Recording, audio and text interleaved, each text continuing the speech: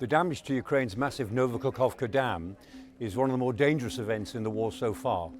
This is why.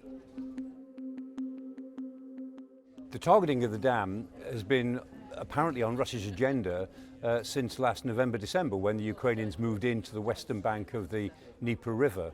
It was always anticipated that if they were under real pressure, they might blow the dam, flood the downstream area, and make it much harder for Ukrainian forces to cross onto the Russian side of the river. The dam is located at Novokakhovka, just north of the settlement itself. It's a very big dam, very important, and it dams the mighty Dnieper River as it flows south towards the coast. And very importantly, it provides a lot of water for agriculture, which is critical to that part of Ukraine.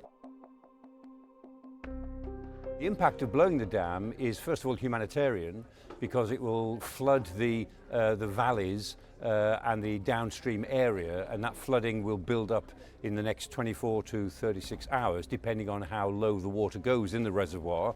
That depends on how badly the dam has been damaged around the top. A second issue is the Zaporizhzhia nuclear power plant, which is about 100 miles north, further upstream. And if Zaporizhzhia goes short of water for cooling, then there will be a major nuclear incident. Now, we're not there yet, and the IAEA, the atomic watchdog, is not too worried about that at the moment, but they're keeping a close eye on it. This is a potentially dangerous moment in the war because it represents a scorched earth policy on the part of the Russians. So in other words, the Russians are affecting the area around the dam. They're affecting the economy of Ukraine and the welfare of an awful lot of civilians for a military advantage, simply to create a bigger barrier for the Ukrainians to have to cross if they want to move across the River Dnieper and attack them. And so this is an example of war becoming a civilian problem and being visited on civilians. And for that reason, of course, whoever committed this act at the dam committed a war crime.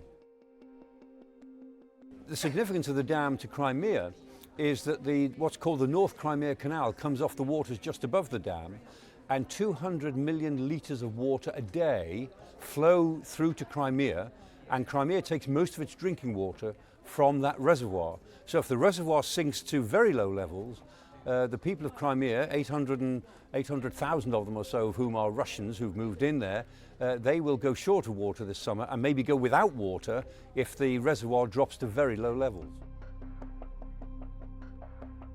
Officially, the Russians have claimed that this is all Ukraine's doing. I find that very, very hard to believe, because Ukraine has absolutely nothing to gain from doing this. And some have even suggested it's the result of artillery fire, and that's absolutely ridiculous, because you really can't damage a dam like this with artillery shells.